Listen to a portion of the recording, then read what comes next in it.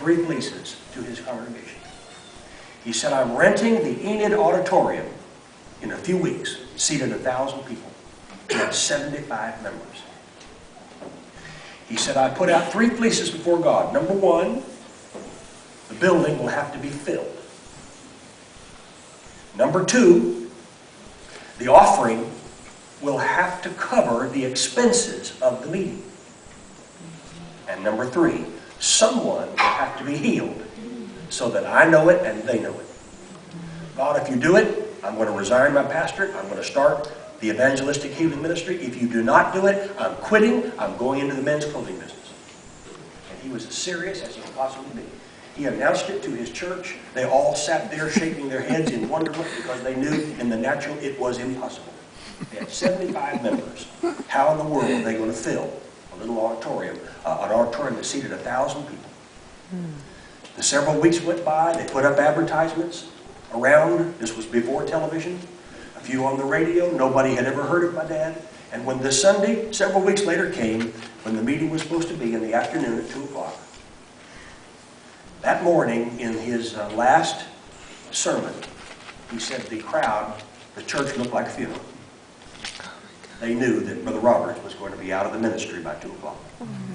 No way he could fill that auditorium. Well, my dad said, I drove my car up to the back of the auditorium and got out, went inside the back door. The janitor was standing there, said, are you Oral Roberts? Yes. Well, I understand that you're expecting 1,000 people today. That's right. Well, would you like to know how many are in there? I just counted them. Oh my God. My dad said, I just wanted to hit him. He said, there are 1,003 people. At least number 1. He went in, they had a song service. This was before they had praise and worship. In those days, nobody knew what praise and worship was. And he raised the offering. He said, I'm not going to preach till you count it. He sat down, they went back and counted it. The offering was $3 more than the expenses. At least up to. He preached a message that I stole from him. And it preached all over the world. If you need healing, do these things. And afterwards, he invited people to come into a line for prayer. He began laying hands on them. There was a woman who lived in town who was German. She had a very heavy accent.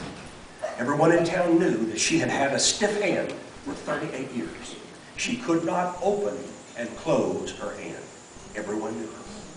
She came to the line. My dad put his hand on her hands and prayed. And suddenly she screamed and began doing this with her hand. And the whole crowd just erupted. My dad turned around and there was someone tugging on his coat. 7 men were standing next to him, all husbands of women who attended his church, but the men would not come. And they were tugging on his coat. He turned and they said, Brother Roberts, would you please lead us to the Lord? We just saw that miracle. We want to give our hearts to Christ. 7 men stood there and gave their hearts to Christ. And my dad said, well, I guess I will not be going into the men's clothing business.